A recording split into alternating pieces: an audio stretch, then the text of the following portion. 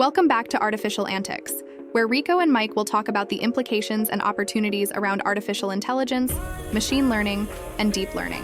In today's episode, The Business of AI, an entrepreneur's view with Dave George, Mike and Rico will explore AI's business impact, innovative solutions, and future trends with Telecom veteran Dave George.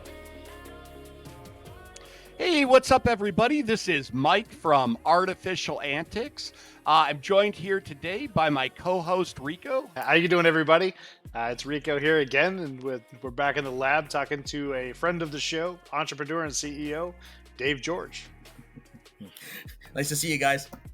So first, let me introduce myself to your audience. For those that don't know me, Dave George, pretty much born into the telecom and ISP space. My family has an ILEC that was started in 1909. That's still going strong. Started an ISP back in the 90s. So again, come from a long background of telecom, cable TV, and internet service provider companies. I am the co-founder of Green Star Marketing, which is a telecom-centric, or techcom, as I prefer to say, centric marketing firm. And then, of course, about 2 years ago, I co-founded with some really smart guys a company called P2P Tech, which is a high-level tier 3, tier 4 type support organization, also the software development. And we are going to be releasing this month a product called Helios, which is an omni-channel CX with generative AI solution. So I thought it was appropriate to come on this show and talk to you guys.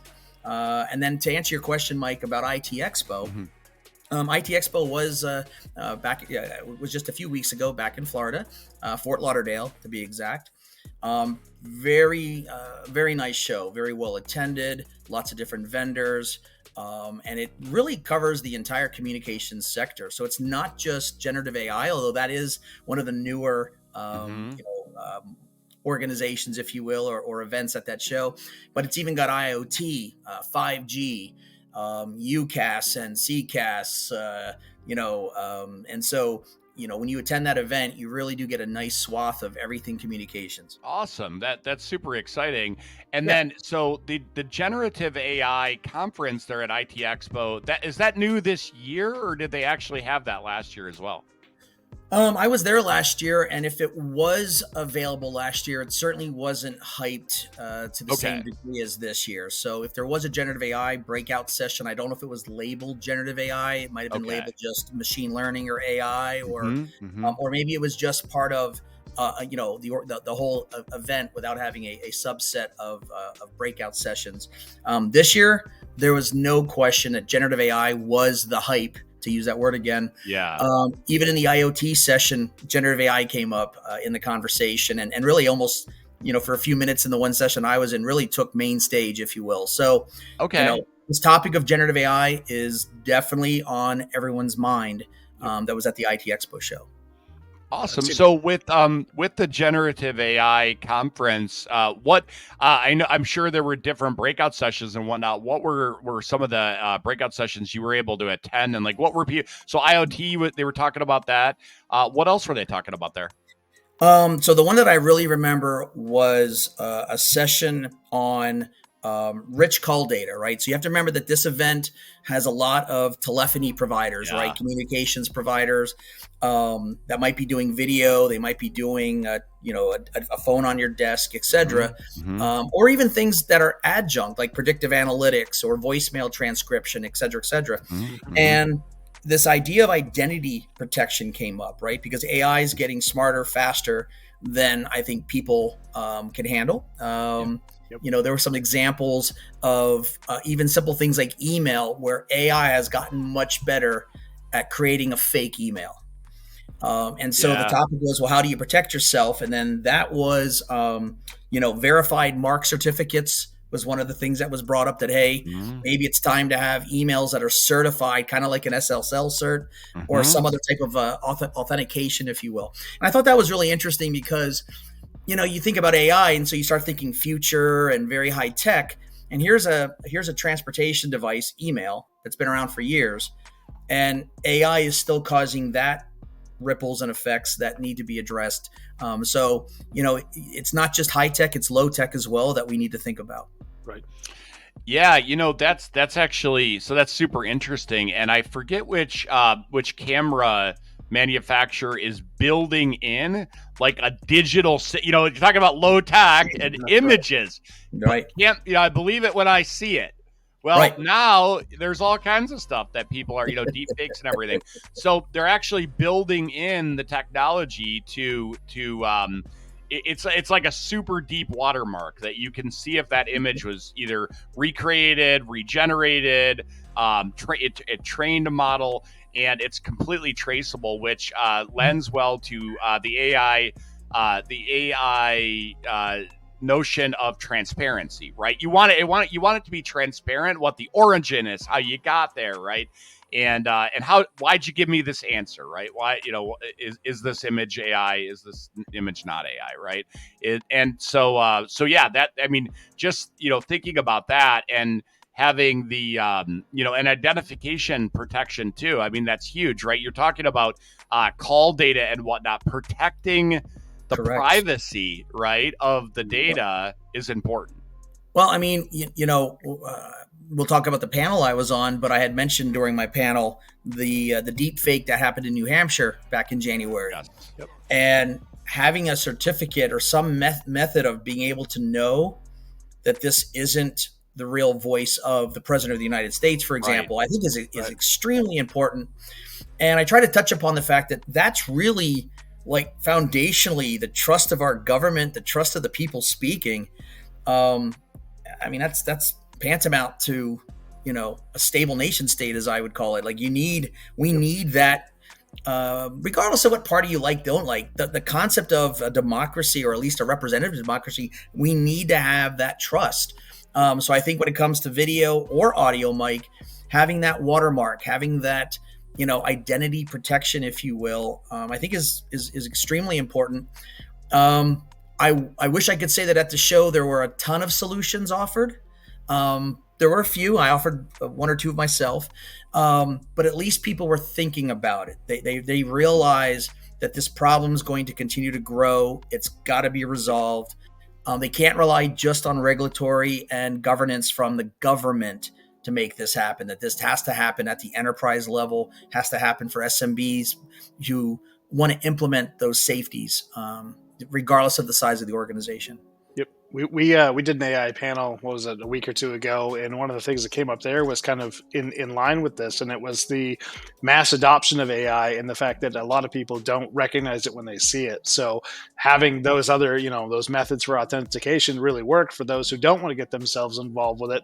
And we kind of chuckle because we see a lot of folks that are fall victim to it, not just the deep fakes like you're talking about, but also just generative art that we could take a look at it and go, well, that's clearly AI, and a lot of folks don't know how to discern. So yeah, that mass adoption will be very important. Authentication. Yes. Yep. I think and that mass adoption, that mass adoption of those protections will help the adoption of people wanting to use AI. No question. Safety. Yep. It goes hand in hand. Absolutely. Yeah, exactly. And one quick tip too. Now the reality is, like, sure, there are bad actors, and this isn't going to protect you in all instances. But one thing I would completely suggest is if you do an AI voice, you train an AI voice, you train an AI video avatar, it's extremely important on those accounts to have like two-factor authentication and make sure that those are really well protected, because the reality is, like, your likeness being able to be reproduced, you want to protect that as much as possible, right? You can't protect it, 100%, but you do whatever you can do to not, like, you don't want to train your AI voice in somebody else's 11 Labs account. How's that, right? It's worth the $11, to just pay for the monthly. Well, and I thought it was kind of interesting too, because 11 Labs now is giving voice royalties too, so you could sell your voice on there, which I was like, I would never do that. Like, you can. It's not something that's for me, right? So that's interesting. Now, as far as that's a good segue into too. Like you mentioned, you were on a panel there, Dave. Do you want to tell us a little bit about the panel and kind of what it was about? Sure. So the title of the panel was Generative AI, the good, the bad, and the ugly. And it was moderated and emceed by Bill Miller, who is an industry veteran, 50 years in telecom. Everyone knows him. And, the subject matter was basically three CEOs on the panel, each coming from a different perspective in the communications sector. So you had Dan Rosenrausch. He is the CEO of a company called Virtue. They're a white label provider for UCaaS based out of the Tampa, Florida area. And then you had Bill McLean. They call him Phone Bill because he pretty much has created a really good online presence on LinkedIn. He's definitely in the top 1%. Okay. And he's got a great presence in the industry. Everyone knows him, and so he was there as the CEO of his company, StrataStyle. And he's also just started, along with a couple other people, a company called Upon AI, which is an IVR engine for utilizing generative AI. And then of course you have myself, which was representing both, you could argue, the marketing aspect of AI, but also then, the software development and other factors of AI, for back office and infrastructure and so forth. So, you had three very different perspectives there. One who just started an AI company obviously is going to have a different opinion perhaps on the benefits of AI versus the bad and the ugly, if you will. Right. I definitely came across as the guy that was talking about some of the bad and the ugly, although I'm an advocate for AI. I want to be very clear. Yeah. I'm developing it. I'm offering a product, so it's not like I'm against AI, if that's even a thing, but I do understand the social implications. I have evaluated it based on, our job displacement concerns that some people have, or, just the aspects of, we talked about, Mike, in the past, things like social media, and the fact that AI didn't quite get it right with our society for social media, perhaps. Right. And so, so there's a human aspect that I think is interesting with AI that shouldn't be forgotten. And so I did bring up some of those things on the panel, which I definitely saw some questions from the audience. They asked, for example, well, is there a solution to help, wrap? I use that word, like a wrapper around AI. And I did mention Cisco's Motific that's coming out later this year, which is basically an application that verifies. It basically is an AI authenticator or verification. But it's going to give you that compliance. It's going to give you that risk assessment. So I think that's certainly a solution. The other one I was talking about, Mike, at another panel at the same trade show was the IBM Watson X, right? Yeah. Now, Watson X is their claim to fame, at least this is what I'm understanding, is that they will absolutely indemnify the user of the AI from third-party claims for intellectual property theft. Now, I haven't done enough research to tell you what all that means. I'm sure there's fine print, but the point I'm making is that there are companies that are absolutely seeing the arms race for AI being deployed and people trying to get it out. And then there's these companies like Cisco and IBM that are saying, yes, that's great, and we're doing that too, but we're also going to provide these solutions that are going to give you some of these protections that are missing, like the governance, like being able to, see what the LLM or OLM is doing, et cetera, et cetera. So I think there's, so when I say there's the good, the bad, the ugly, some of the bad and ugly, the hallucinations that we've read about, deception in some very odd cases that we've even heard about, those are, those need to be addressed. And I think some of these software solutions that we're hearing about, that are using AI, by the way, in some cases, I think can provide that oversight and that confidence, which leads to trust, right? And that's really what this is all about. Yep. It's those 5 letters, TRUST. If we can have trust in the AI, then we're going to use it and we're going to feel confident in using it. I'm gonna kind of pitch back to the panel. So I think there was a very valid point brought up between you and I forget the other gentleman's name. He was wearing suspenders and the white shirt on there. You guys were talking about the governance and the example of TikTok was brought up and how far behind the times some of the people who are making these laws are with that legislature, and that's a very valid point. because we know how rapidly it's evolving. And if laws can't catch up, and then you have folks that really are going to stifle AI because of sheer fear and panic, where do you think that's going to take us? What you think we're going to see some legislature here coming up? So there already is some legislature and regulatory already being implemented, like, for example, for the deep fakes, right? They've already come out with legislation that basically says that an artificial voice is just that. It's artificial, and they can prosecute much faster. So we shouldn't be completely concerned about regulatory not being able to keep up in some cases. However, I think I jokingly said on the panel, and robocalling, which has been a problem for years, has just been solved. We're good to go. And here we are in 2024, and they're still trying to figure out how to address different types of robocalling.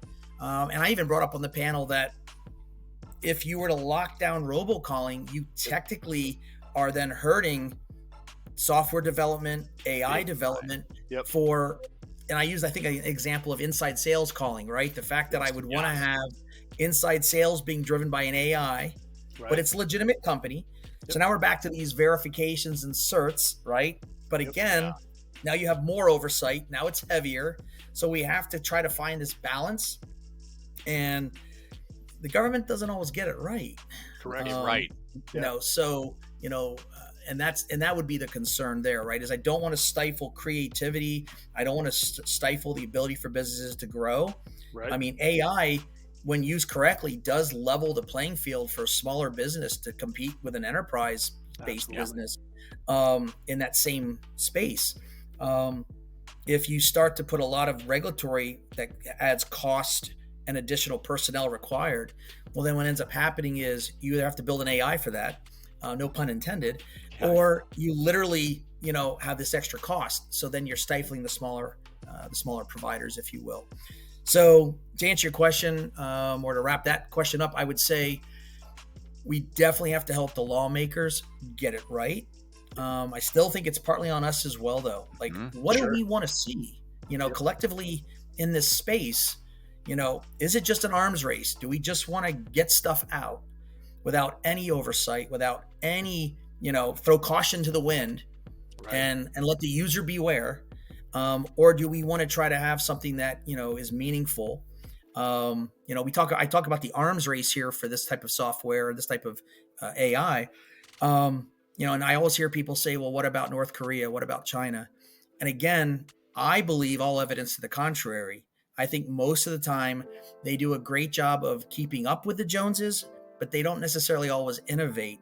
So I don't think that China is necessarily going to beat us at this arms race, just because we want to put some oversight on top of it.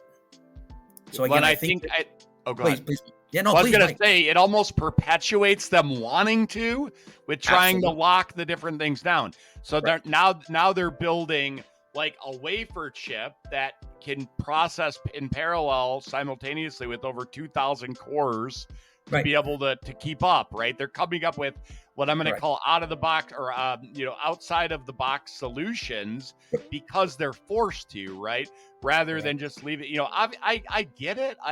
But it's not always beneficial, because sometimes doing things like that and locking things down alerts somebody to the fact that they should be doing more than maybe they would if they just naturally let things run its course, right? So many times it was the United States that invented something that then was cloned, copied, or mass produced. So we just have to keep that in mind. There needs to be a healthy respect in all regards, right? Now the cat's out of the bag, right? We're building this thing. Like, this is going. Like, there's no putting it back in the bag, and I don't think we'd want to. So going back to the panel, the good, some of the really good stuff that I would mention would be things like, obviously, robotic AI. Someone who's paraplegic can now walk. I would never take that away. Or I think you guys on your show mentioned Be My Eyes. Yes. What a great organization. And, it's funny, when I was watching that episode of your show, I don't know if you know this, my grandfather started the leader dog for the Lions Club back in the late 60s, early 70s here in this mid-Atlantic region where I'm based out of. And so, he's not alive, obviously, today, but it would be great to ask him, hey, you were delivering German Shepherds and Golden Retrievers back in 1968, 1972, etc. What do you think about this? And then be able to talk about how AI can let the person have spatial acuity, know it's in a refrigerator, know what food they can make with the ingredients in the refrigerator, and then give them the ability to know how to cook it, where to cook it. I mean, I would be curious to ask him, what he thought of that progression in being, able to do things by yourself. In other words, to be able to be empowered to do those things,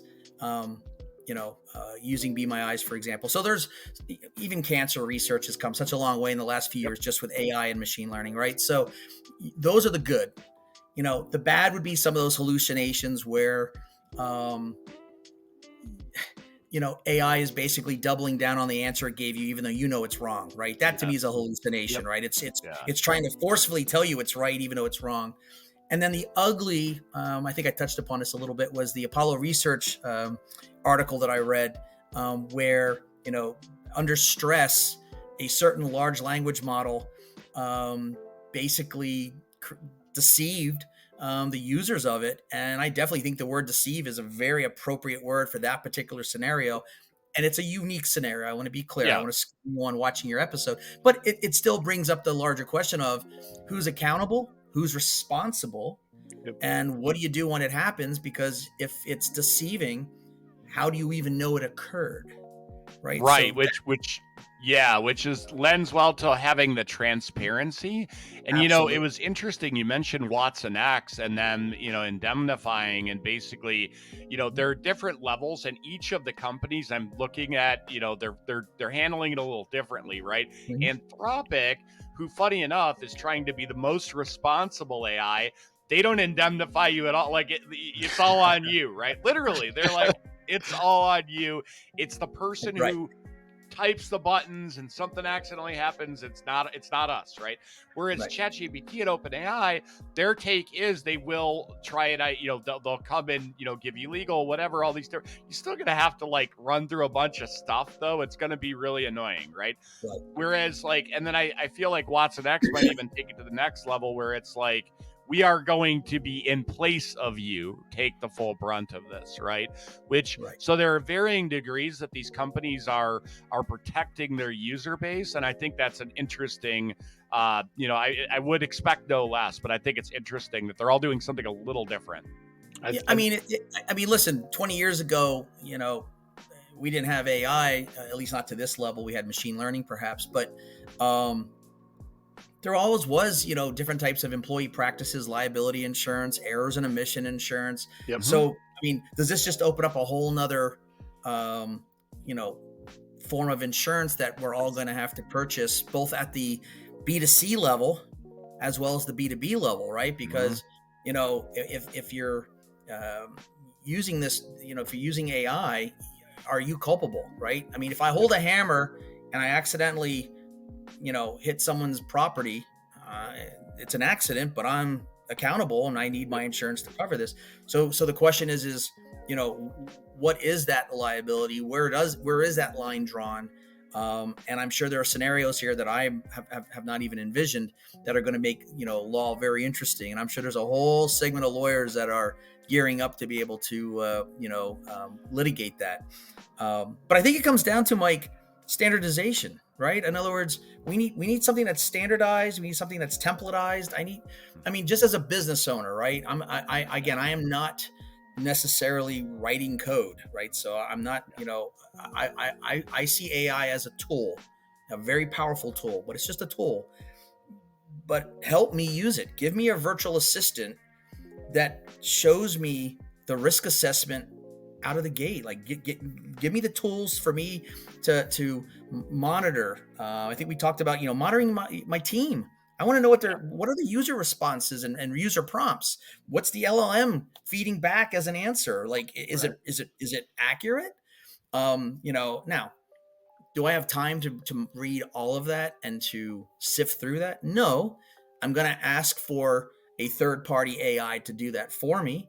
But isn't that similar to a predictive analysis, incentive analysis software that does that today, where it listens to as a third party, if you will, listens to a voice recording or video recording, and it scores it, and it provides a feedback and sentiment and so forth.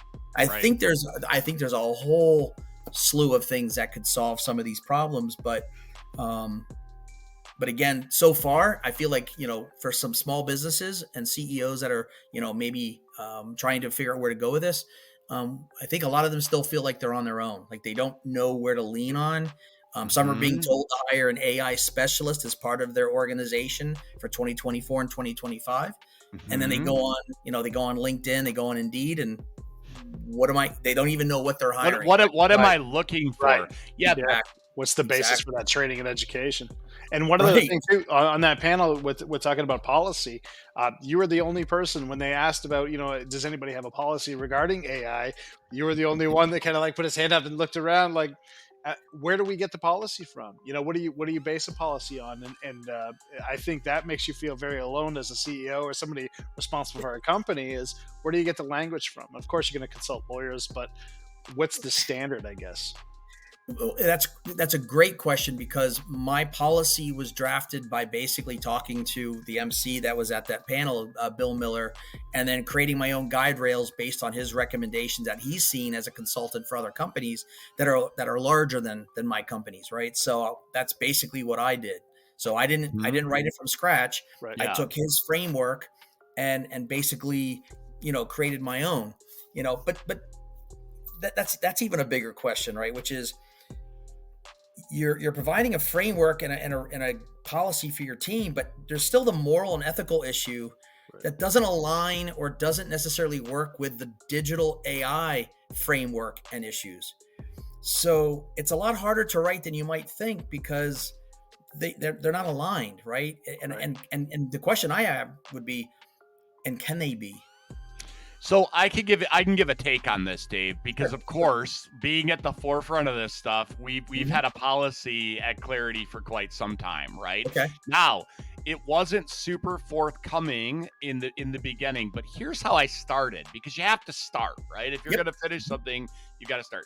For one, I talked to our HR department and our HR firm that manages that side of the house, right? They had some rough language and thoughts on it. I took that. Right. It was very basic. It was not what we were going to use. So here's the next step. I said, okay, that's cool.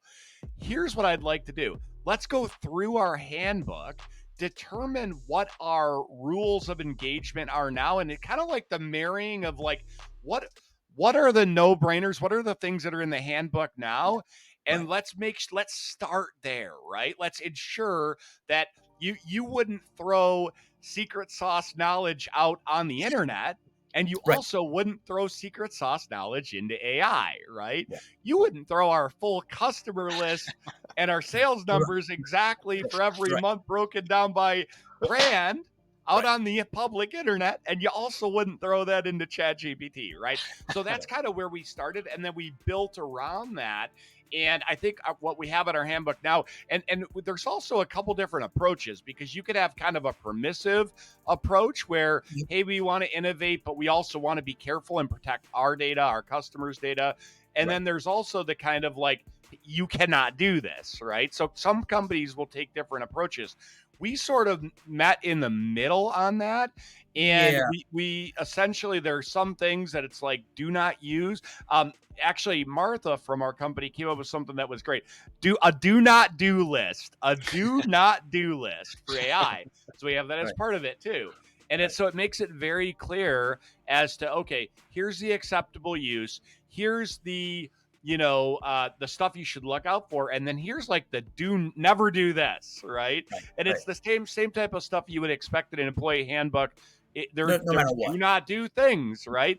So that was our approach to it. But interestingly enough, I was at a entrepreneur summit over the last week down by you, not by you, but by where you were with IT Expo. We were in West Palm. And so there were a bunch of entrepreneurs there, and they did an AI panel for really smart guys. But one of the guys said, hey, we've got kind of, our framework for how AI can be used. How many of you would be interested? How many of you have this already? Like, I swear there were 3 people who raised their hand. Yes. How many people would be interested in seeing mine so you could start to plan on writing yours? And like everybody's hand raised, right? Yes. So the reality is, like, we are well ahead, and that's not the only thing. It's not just about the policies, it's about the uses too, right? Like, I think that a lot of people understand that this is powerful in some way, but like, give me your take on, the CEOs that you've been talking to, just in the business in general. What's the overall climate of people's attitudes and thoughts? So I think it depends on where they are in the adoption of AI, right? So many of the CEOs and C-level that I'm talking to that haven't really adopted anything, they're waiting for basically one of their vendors to provide a solution that they can just take to market. So let's look at it that way, right? They're not going to develop their own. They're not trying to be cutting edge or fleeting edge. They just are going to wait for the vendor. They're not sure what this means yet. Like, I think they're still, they know it's going to be, in their roadmap for 2024, 2025, but they're not. I think they're going to wait for the vendor to release a product. When I say a vendor, that's integrating into a solution they're already offering. So if Microsoft is going to add a Copilot like they did, now they're going to have it in their O365 offering. That's just their Teams offering. That's just the way it's going to be.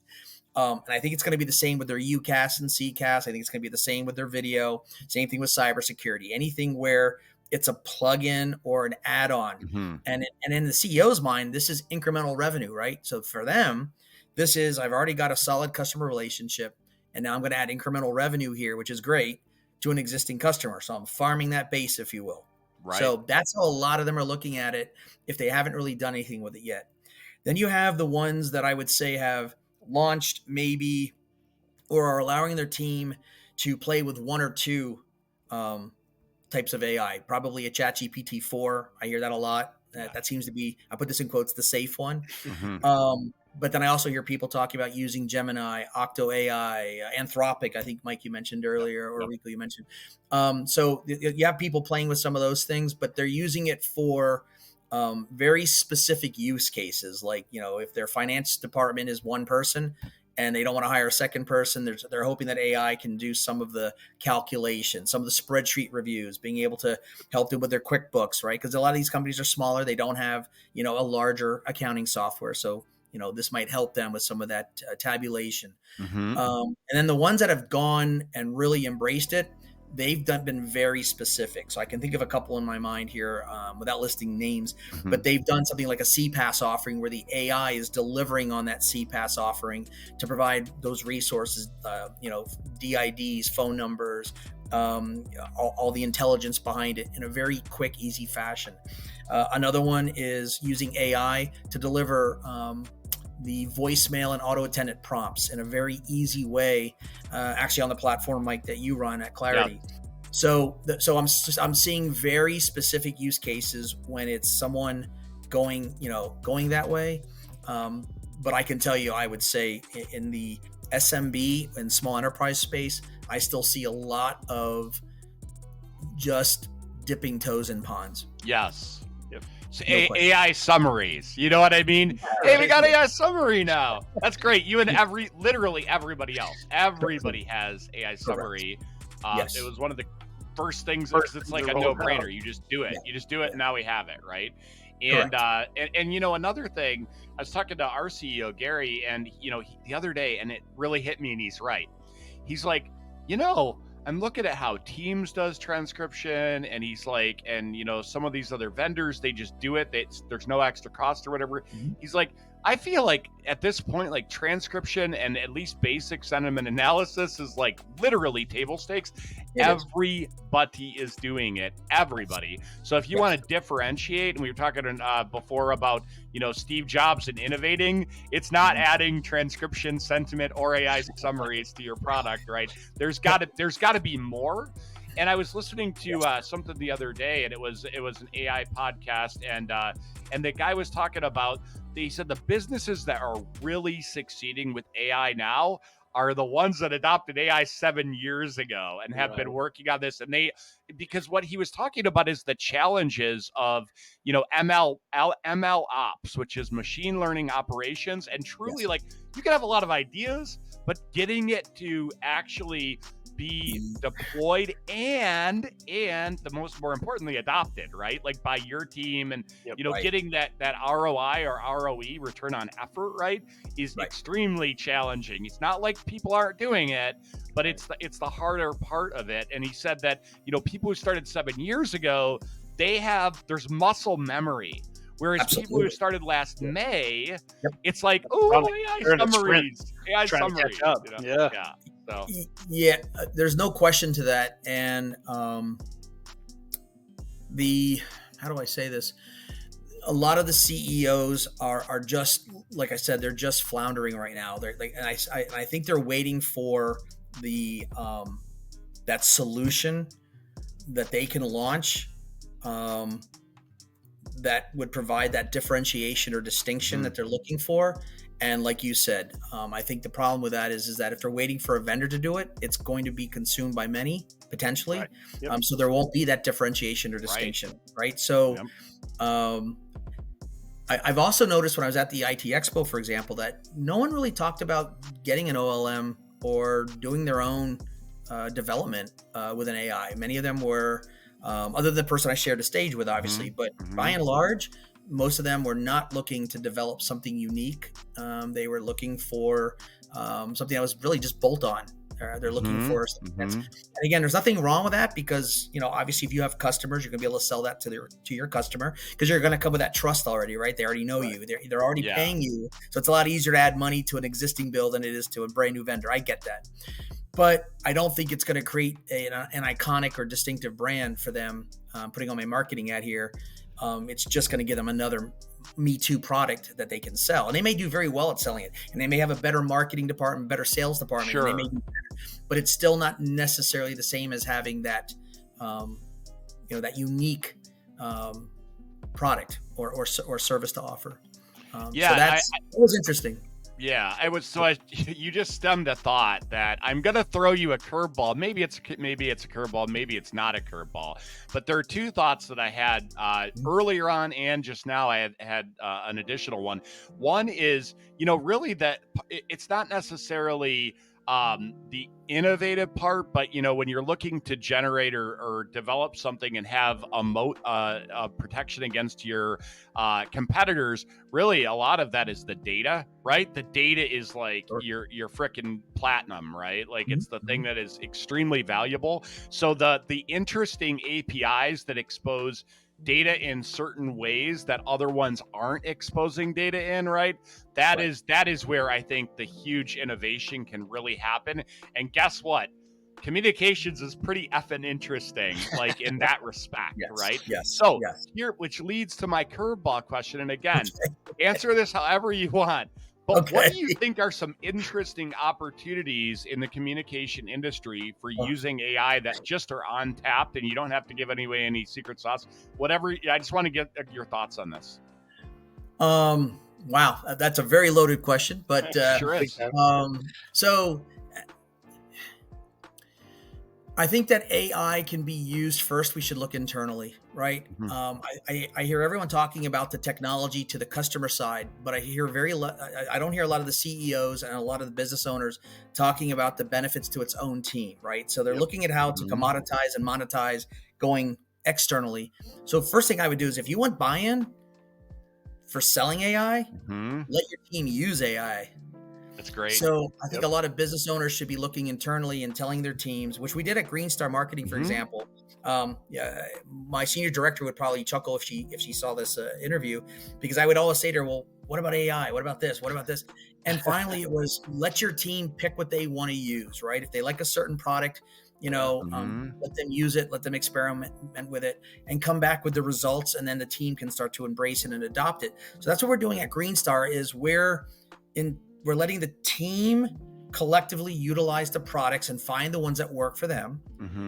We're also making sure that we are sensitive to the things that could hurt our customers when it comes to marketing and AI.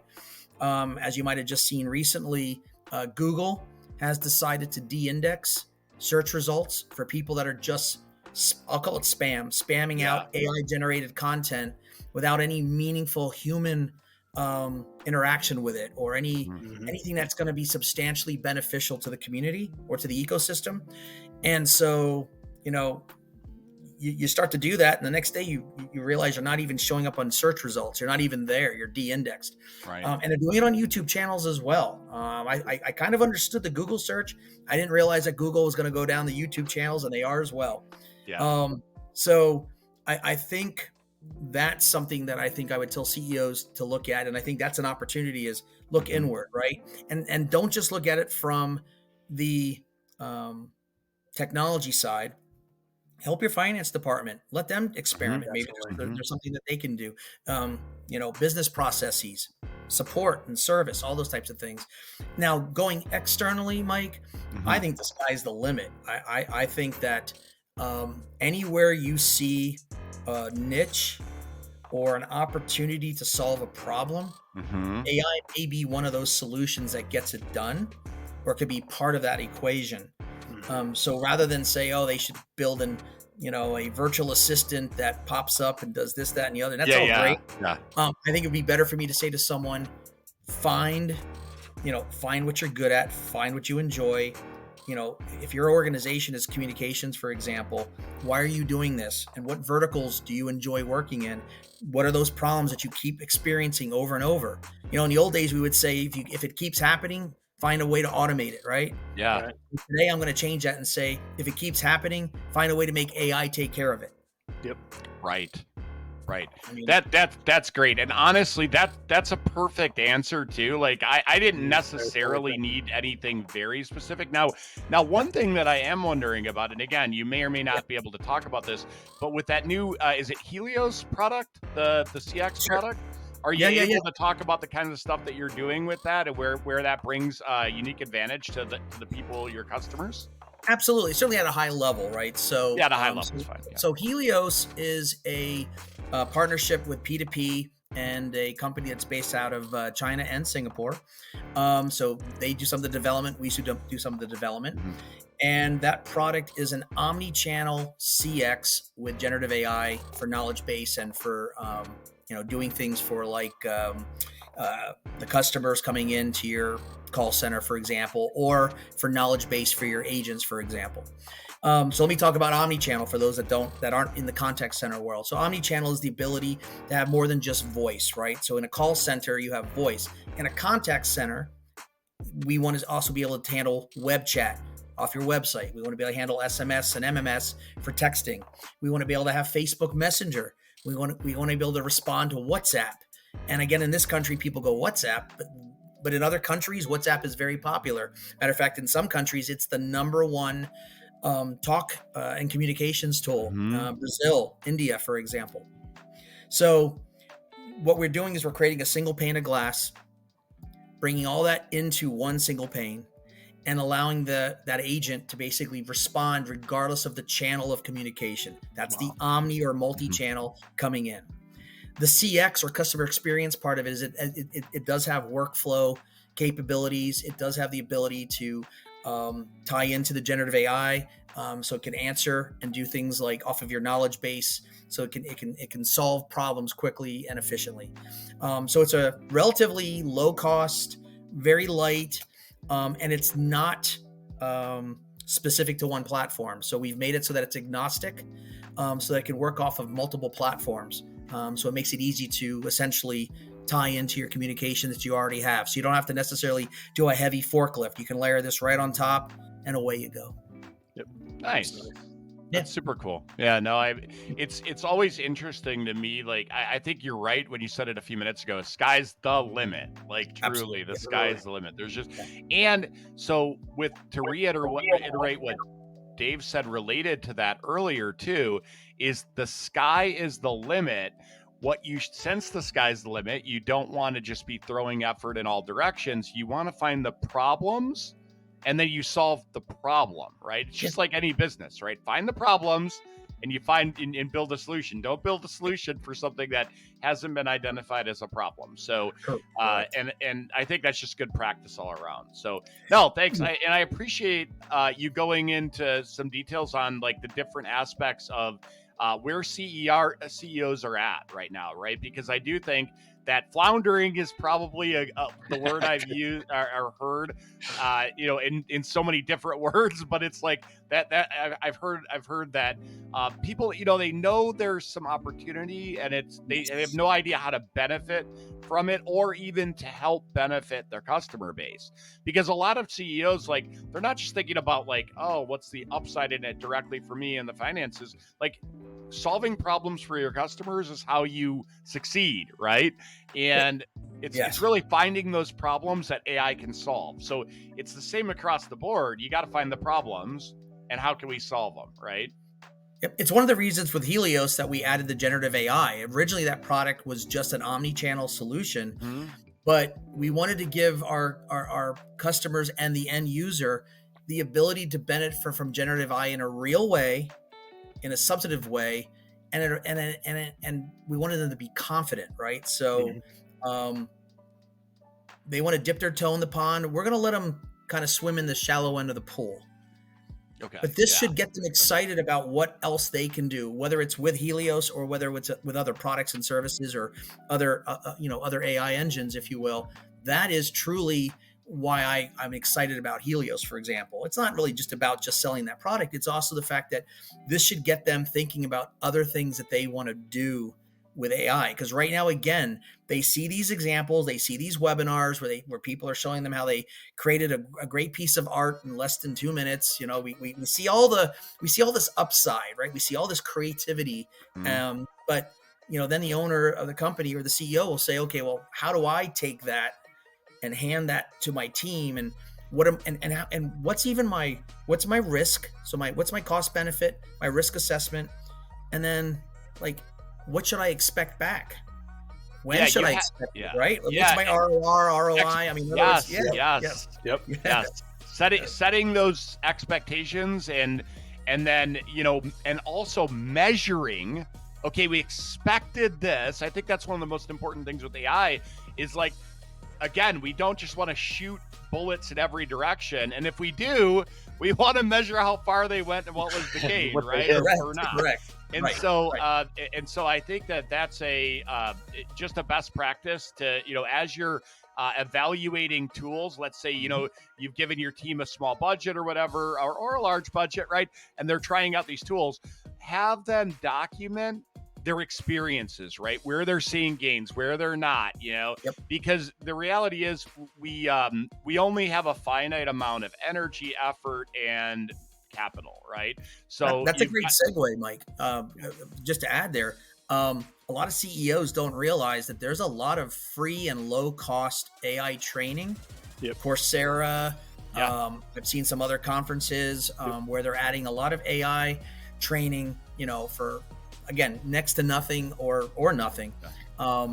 Let your team take those courses. They're relatively short, but again, some familiarity will start to promote them using that product. Sorry to interrupt you, Mike, but that was such a great segue there on, hey, there are tools out there for learning about this too. Yeah, well, one of the things I heard recently that I thought was great is, use AI to find AI, right? I mean, there's actually, you can do that. And one of the things I'm just going to plug really quick, and we mentioned in our newsletter a few weeks ago, but I'm hearing more and more about it. Like, again, at that summit I was at, like the AI panelist, one of the guys was saying, hey, I actually unsubscribed to ChatGPT and now I use Perplexity completely, and they're the same price.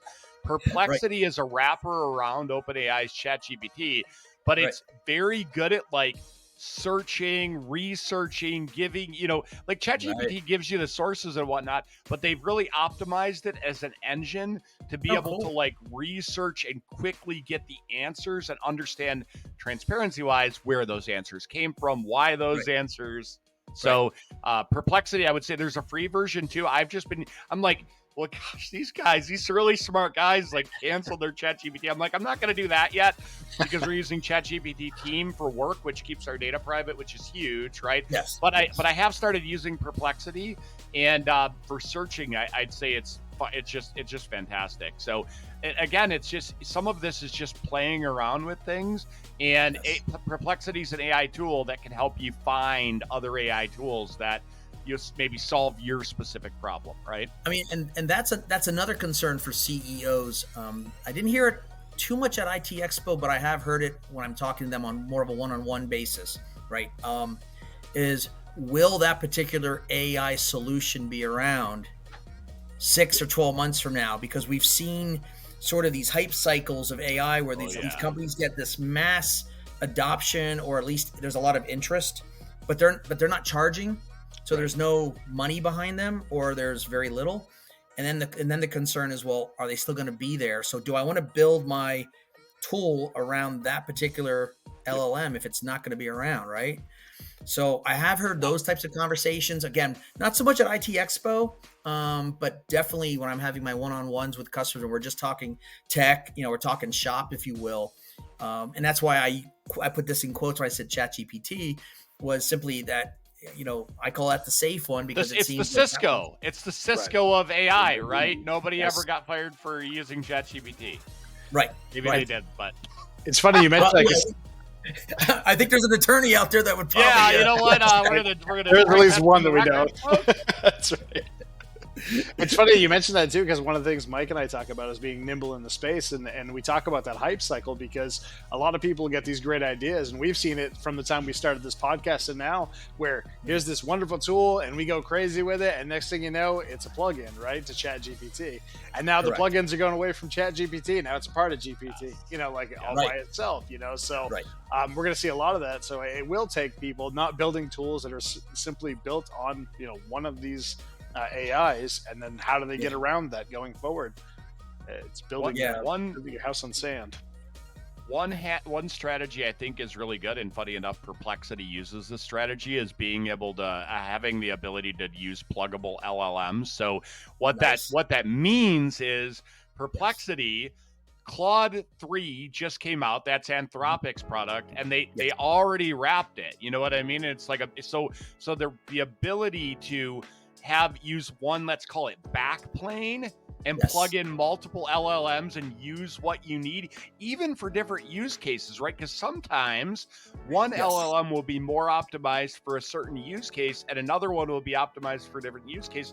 You can actually set it up to where, okay, if it's this type of thing, use this LLM.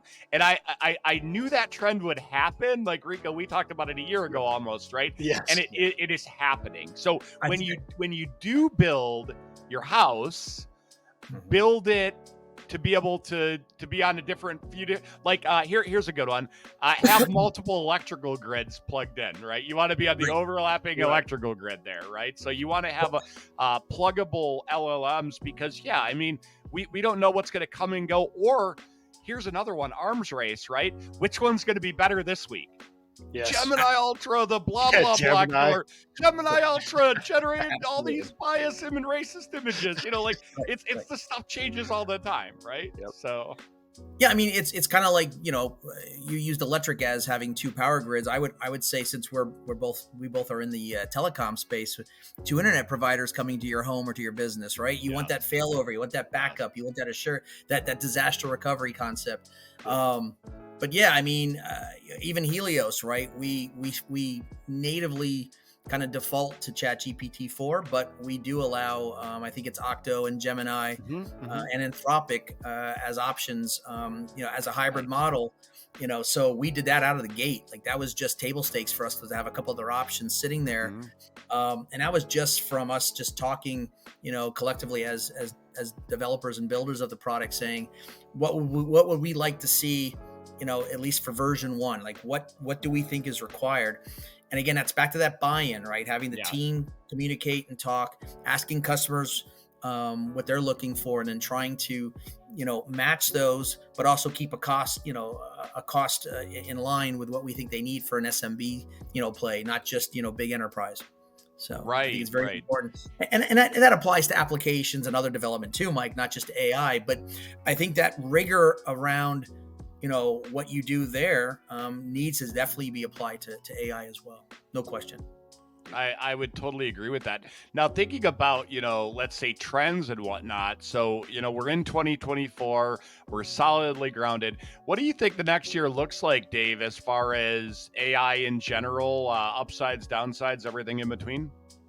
So definitely in the communication sector, I think we're going to see an upswing in the next 12 to 16, 18 months. Virtual assistants.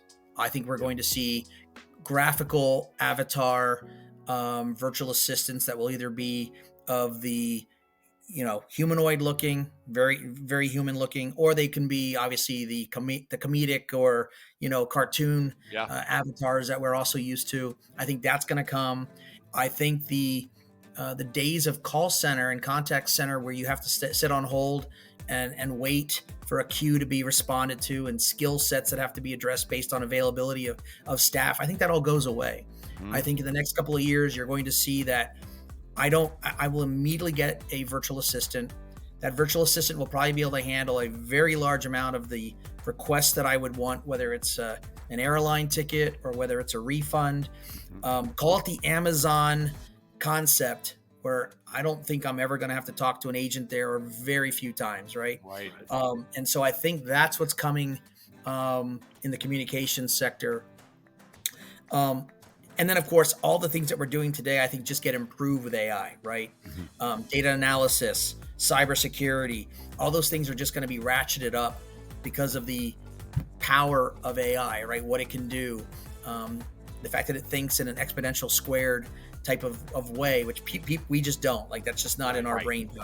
So I think those are the types of things I think we should be looking for in the next, year to 18 months. To go out any farther than that, Mike, I don't know. I don't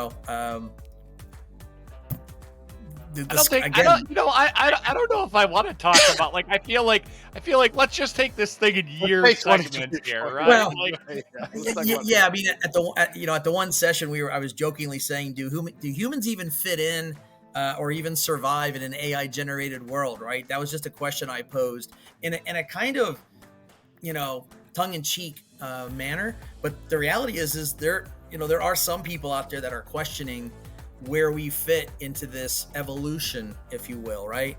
I'm not a cynic. I don't think it's going to be to that degree. But I do think it does affect people, right? Sure. I mean, anytime you have innovation or change, the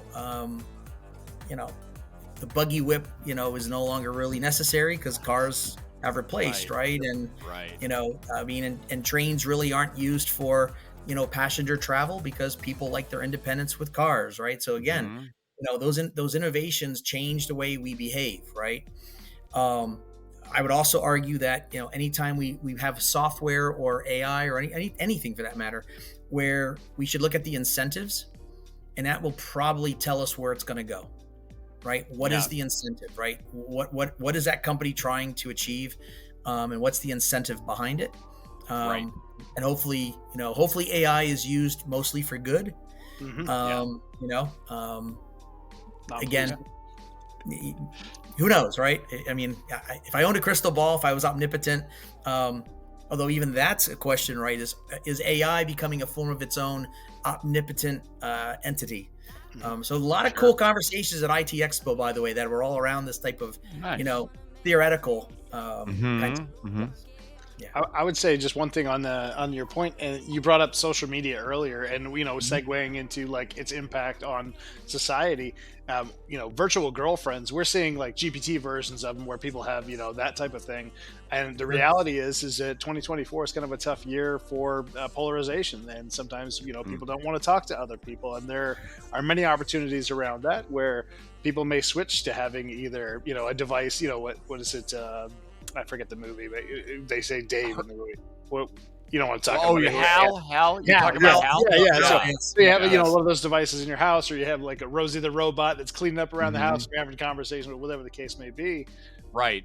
Definitely some right. social implications there. Yeah, and the social dilemma there is AI caused the social the social problems that we're having, most likely, or at least some of them, right? Algorithmically, right? Facebook's the algorithm, Yep. yes, Yeah. because again, their incentive was to get your attention. Right. So, and AI figured out that going to the bottom of the brainstem, going to the lowest common denominator, which is let's play off of each other's, Yeah. you know. Oh, I got a like, so I'm gonna go. and- Yeah. Absolutely. So it learned what it needed to do to keep your attention. Right. The problem is it didn't help society. Now, here's what's funny: AI with Rosie the robot and or a girlfriend, if it prevents the suicide of someone, would Correct. still be better Yep. than not having anything. So it's kind of a double-edged sword here, where there could be some benefits from AI to solve the problem that one could argue that social media created with a different AI or a different algorithm. So again, that's why I say I'm not cynical. I think there's hope. I think there's things that will definitely come that can solve some of these problems. But that comes back to that: does the moral and ethical align with the digital and AI frameworks of our society?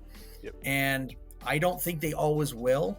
And so we need to make sure that we're aware of that, right? I mean, social media, for example, promised so many good things, right? Right. We're all gonna sing Kumbaya. We're gonna love what we do. Uniting the You know, world. we're gonna be connected. We're gonna see all our old friends from high school and elementary school, and and families will be connected. And what we've seen is nothing but the opposite. We've seen Right. marginalized people, polarized people, It being the weaponized list goes against on. its users, Right. or Yeah. censorship, Right. all of those You know, things. And that's a simple weaponization. So everyone's so worried about AI from like a police state concept, right? That we see in the Hollywood movies, right? Where AI, and it is doing it to some extent, right? It already Right. is marginalizing. Like if you're already have a low credit score, AI unfortunately has actually The bias. regrettably biased itself to not want to give them credit, even when they are allowed to from a Right. marginalized perspective. Or the police state concept, right? We don't want AI trying to identify targets that are biased unfairly, Right. Mhm. right? At least not in our country, right? So, so again, that's the concern that I would have, is we've got to make sure that we get this one right, because I don't think we got social media completely right. Yep. I'm not saying that it's, there are definitely good things about social media. I have seen friends and I have met people I haven't seen in 15, 20 years. So there is always some good. Yep. Yeah. But then the question is, was the good worth the bad? Right. Right? That cost benefit analysis, if we put back the CEO hat on. So I just think we need to be very careful with that. That's just my opinion. Obviously, It's a great take. Yeah, that is a great take. And one of the things, we're talking about the whole like leaning towards the human side, or the the all automated, and how do we fit in and whatnot. Right. Rico and I have had a whole bunch of conversations about that, and we're actually we're in touch with a group called the Human Side of AI. And it's a great group, to really address just that, right? Yes. And what I've realized, funny enough, as in starting an AI podcast, doing all the stuff, actually, Rico, we both understand this a lot more now, is the importance of keeping the human aspect in it. It's not just for the sake. It's for the sake of the betterment and continue. It's not just like for our continuation. The reality is, like, we as individuals do make this world better. And the algorithms to some point might take us down a path, and like you said, the whole credit score thing. It's like, just because it doesn't mean that every case is like that, right? And I think that individualism is something that's very important to preserve. Dave, we've talked about this a little bit with Green Star, right? With your marketing, you're not just letting it fly, right? Actually, one of your advantages is actually the opposite, is to keep the human side very much intact. And so I think that perfectly aligns with Rico and I and our thought and the whole human side of AI thing in that group. I mean, it's good to know that there are advocates for keeping things human as well, right? These tools should augment and enhance, not replace, in my mind. I would agree. You mentioned Green Star Marketing. Again, my team, as I mentioned earlier, does use different forms of AI tools, but we're looking for another content writer, for example, right? I mean, literally right now, that's got the knowledge of the industry, because we don't just want to put out stuff, spam. We don't just want to put out content for the sake of content. It has to be meaningful. It has to be something that people would want to read. And there's a reality that when a person puts their heart and soul, because they love to write content, into that document, it's going to have something there that just connects with the other person. Whereas if you just put content out to say, oh, I put out 7 blogs and a human being can only do 6, so there's what? no soul to I'm it. not gonna read it. Right. There's literally no soul to it. Yeah. And then on top of it, if we know that Google's already penalizing for that type of behavior, just using AI, then why are you doing it? Like, for the sake of what? Like, what? I mean, you're just, you're just putting out stuff that there's nothing behind it. So let's not lose our humanity. Yeah. At that IT Expo, I mentioned that, this might be our maturity test for what it means to be human with AI, right? And I don't want to overstate the implications of AI. There's many other things that are also at risk, right? I mean, 80 years ago when Oppenheimer, invented the nuclear bomb, the A-bomb, if you will, everyone thought the world was going to end. And here we are 80 years later, 9 countries have the bomb. So the whole world isn't nuclear. Not, I'm not saying it could be worse. Yeah. So all I'm trying to say is we have to have some perspective on where we're at.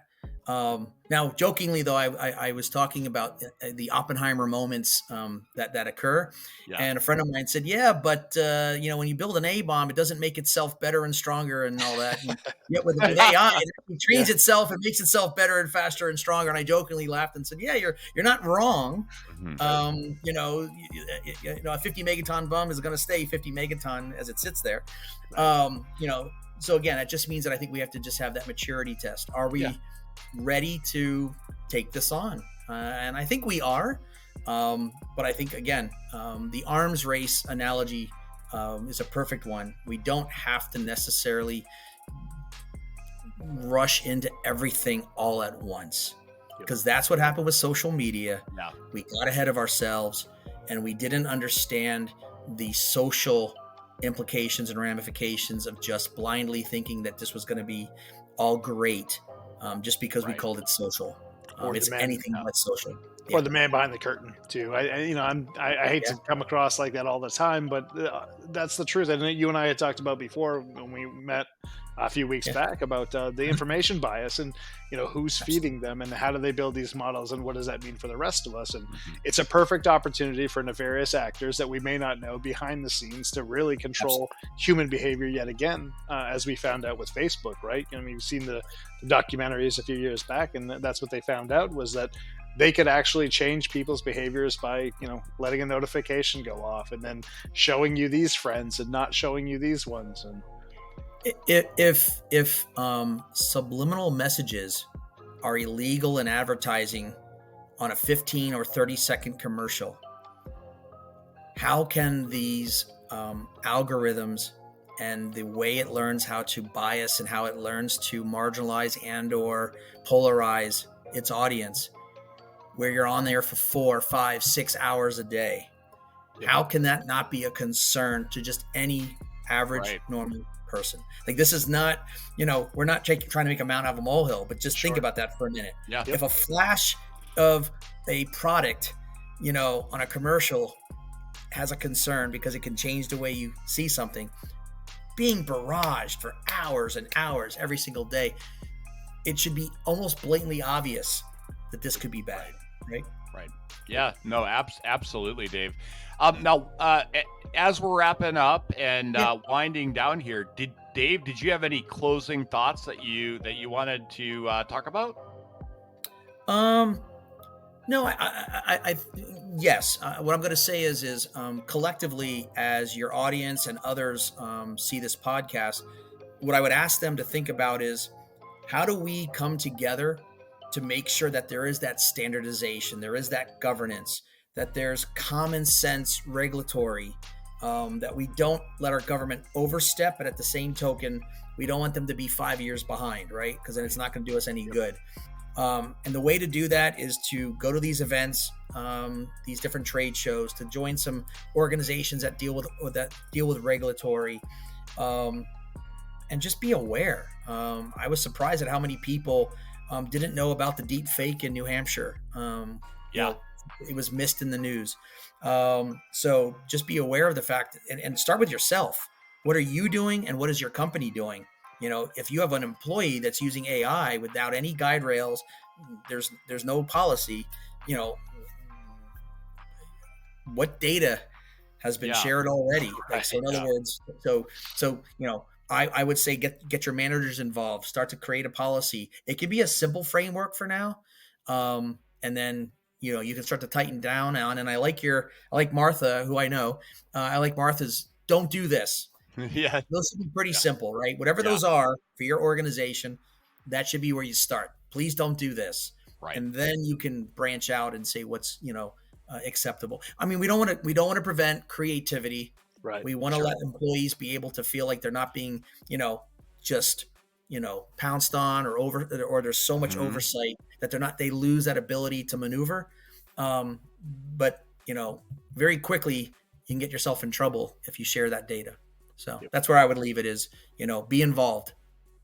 Yeah, I really like what you said about awareness there. This is something, especially with the deepfakes. Rico and I were talking about this, and even in your I don't really do anything on Facebook, but lately I've been doing small little non-intrusive posts, just letting people know some very basic things, just to raise some basic awareness, right? And people can ignore it, and that's fine.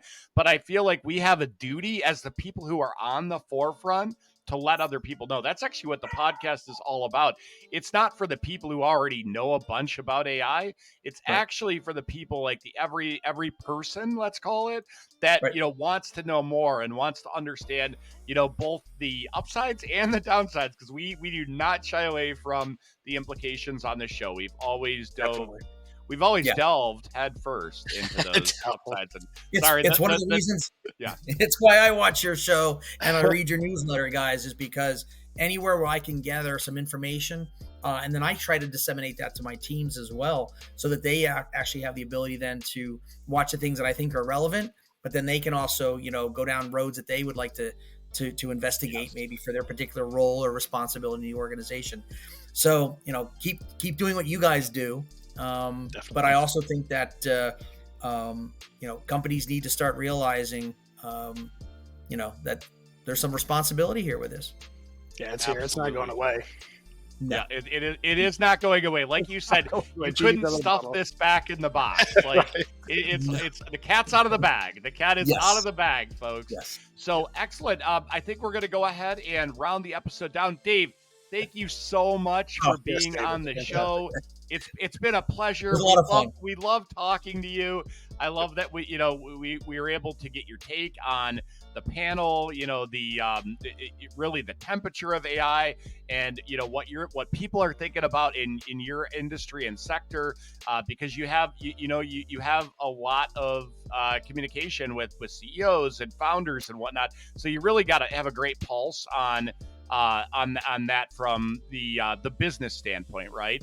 And it's good to it's definitely good to forge forward, but we also have to always proceed with caution, right? So it's the whole risk versus reward thing, and I don't blame anybody. Like you mentioned earlier about hey, let's see what our vendors will build into their products. That's not the worst strategy in the world if you haven't been building and you don't have a staff that's like ML engineers and ML ops, and you're not ready. Probably one of the better strategies is two things. I'm just going to iterate one thing as we're closing down. One of the things that really hit me, and I believe is 100% true, have your internal people have an awareness and understanding, and let them experiment and play safely. Get a strategy in place. Get the rules of operation and the policy that needs to be there. I likened it to before you give somebody a chainsaw, make them do the training, right? Like have an understanding. You use the nail gun analogy, and I think it's the same type of thing.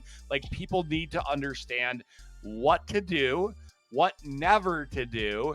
And also, you want to breed curiosity and experimentation. And somebody said it recently. They were like, your people who are going to adopt AI are the people who like to tinker, right? They may not even come up with something that's concrete and we're going to use all the time, but they're tinkering and they're thinking about the problems versus what they could do, and where you actually meet with that bridge, and you can then you can deploy solutions and automate away the mundane stuff, the boring stuff, the stuff that I have AI do is the stuff I never want to do. You know what I mean? So I could agree more, Mike. When it comes to automation, anything that can be done over and over again that is mundane and boring should be automated. And whether that's with AI or some other tool or other software or whatnot, absolutely, totally agree. They're people can do better things with their time, yes. and more enjoyable for them, and probably more profitable for the company, right? I mean, at the end of the day, it's a win-win, right? They get to do what's more exciting, requires more brain power. Let them be creative, and let these other things get done through automation and AI. No question. Absolutely. Yeah. Absolutely. That's what I loved about your take about giving it to the employees, having their buy-in, let them experiment, because even though you're not pitching that out to external customers, your internal customers, you're making money because you're automating processes. That's where the money savings, comes Absolutely. from. That's where the benefit comes from. Yep. And then your employee will evangelize that to the external customers and tell them what they're doing. And then what happens is those customers may not have an AI specialist or have someone that they think can handle that, or maybe they don't have that bandwidth. And then that becomes an opportunity for you, right? Yeah. Yep. Bosses let me cheat and use ChatGPT. Exactly. Yeah. Well, and that's the thing. Early last year, I read something and it was like, you need to cheat. And I was like, with the AI stuff, I mean, it's like calculators were cheating many years ago. You know what I mean? I think about it like that. It's like there are a lot of things that used to be considered cheating. Correct. And now why would you ever, like somebody was talking about verifying all of the ChatGPT results and different stuff. And I know, Dave, you talked about it in a different context, which I think is smart to track it and monitor and understand what's being done. But they were talking about, think about nowadays, actually, I'll mention a story. They were talking about Gutenberg when he originally had built that first printing press, and he wanted to get some adoption around it. So what he did was he said, okay, you know what? I will print 100 books for this religious organization, right? And give them to the bishop, and he could distribute them, and let's get some adoption around this printing this Gutenberg, right? Being able to switch things around and not have to build a whole new printing press for each page, right? And so he did that. He sent him over, and then he's like, a week later, he's like, I haven't heard back. And he doesn't want to be rude. Then another week, he's like gently throwing in a couple things. And one of the bishop's assistants was like, well, the bishop is a very busy man.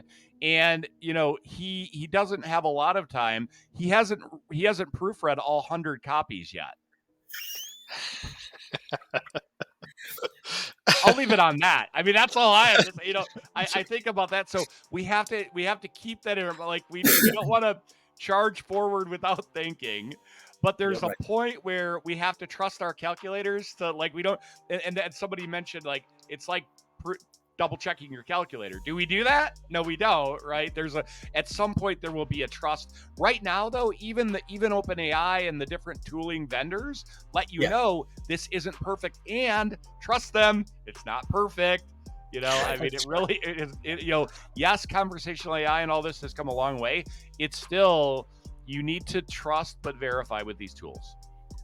And I have to be honest, I verify just about everything. Same.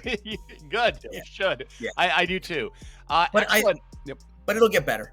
Yeah, it'll get better. It's just like Windows 95, then Windows 98, then Windows 2000, like XP. They're always, I mean, arguably, Vista did not make things better, but